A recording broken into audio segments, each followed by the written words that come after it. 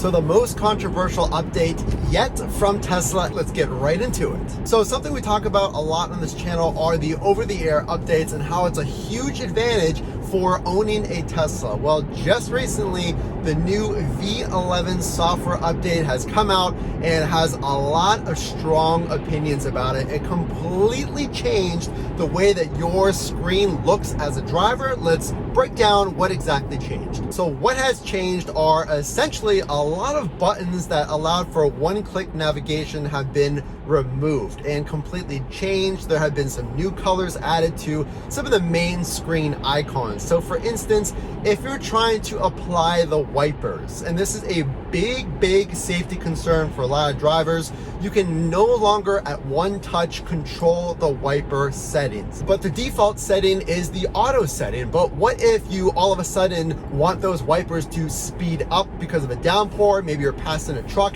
and it splashes water on your windshield. Well, this is one of the biggest complaints that Tesla drivers have seen, is that the wipers are not easily manually changed, which is a big safety concern because now you have multiple clicks and taps of that screen to get into your wiper settings. Something that also was removed, you can no longer at one tap control the heated seats.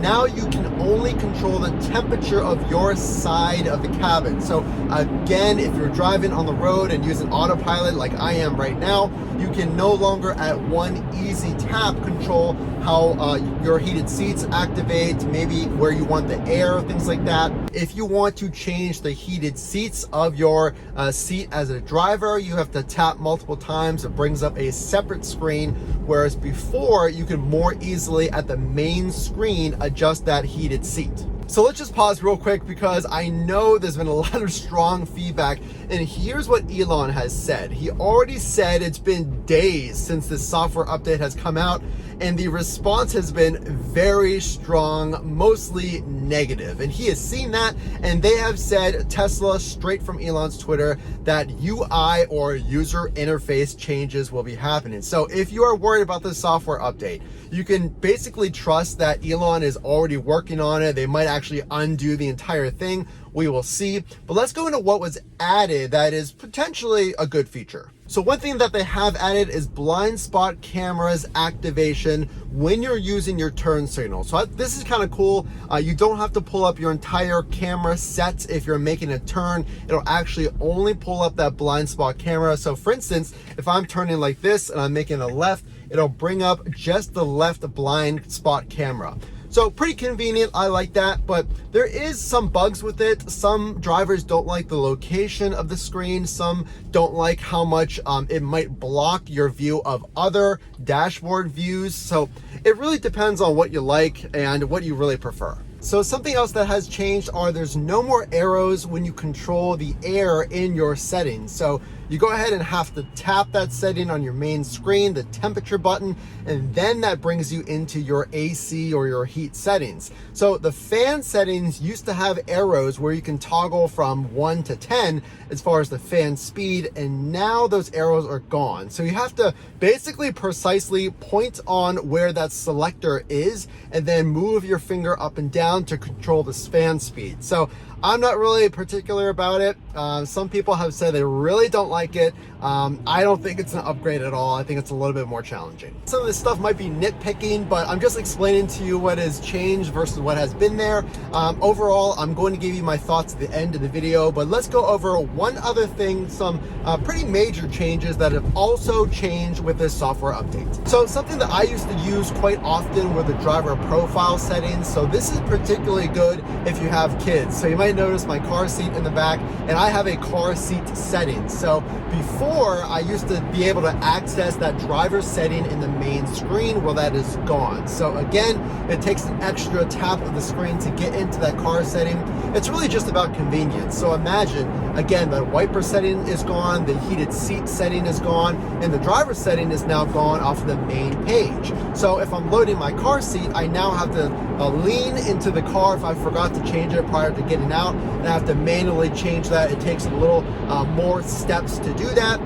So I think what Tesla was trying to do is to streamline the entire look of the main screen with less taps, with less buttons, but in doing so, they did remove some convenience for certain items that you might more frequently need. So another big change was this console button, this 3 dots that you might see here, and that'll actually pull up all of your items from your dash cam, which is what you click to view those Sentry mode videos, the dash cam, that is separate than your camera viewer. So now the dash cam is hidden behind this console button. As you can see, the energy, the calendar, and all those other settings. So here's a big point that I actually saw in an article. Coincidentally enough, they removed things that you need quite often, like your wipers and your heated seats, but they put in there pretty accessibly the things like the arcade and the toy box. So if you click on that 3-button console, it brings up the things like the arcade and toy box. So like I said, with 2 taps, you can access your browser, your Spotify, or your music. So here's another confusing thing to me. I wanted to change the settings of my music, and here's what happened. So I was trying to change the settings of my music, and I didn't know where to even find it anymore. So I clicked on the radio button, and I was thinking maybe the sound preferences were under the radio button, and it wasn't there. It started to play the radio. I had to minimize that. There's a lot of confusing ways to get to your sound preferences that still haven't made sense to me. So I just found where the sound setting is. It's under the orange icon, which brings up other streaming services. It's basically your multimedia setting, if you will, multimedia icon. So you have to click on that, and then there's 3 vertical lines. You click on that, and that is where all of your balancers are. So it's a little confusing to me, especially when I wanted the sound in the back seat for whenever our newborn or our 5-month-old baby is in the back seat, to listen to some lullabies or some quiet music. So I like to shift that to the back seat, and when I'm driving, it's really cumbersome. I had no idea how to do that. So it is going to take some getting used to. So I just want to add this real quick. I know it's a little dark. I'm actually driving on the way home, but I wanted to give you my overall thoughts of this software update. So every single Tesla is going to get this software update. So this really applies to anybody, or if you're considering getting a Tesla.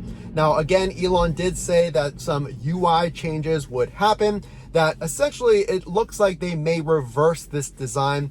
But I didn't want the review to seem like I was knocking the entire software update. I think what happens here is anytime there are some changes, there's going to be people complaining because they were essentially used to what it was. And it's just a learning curve, them trying to find where the new buttons are.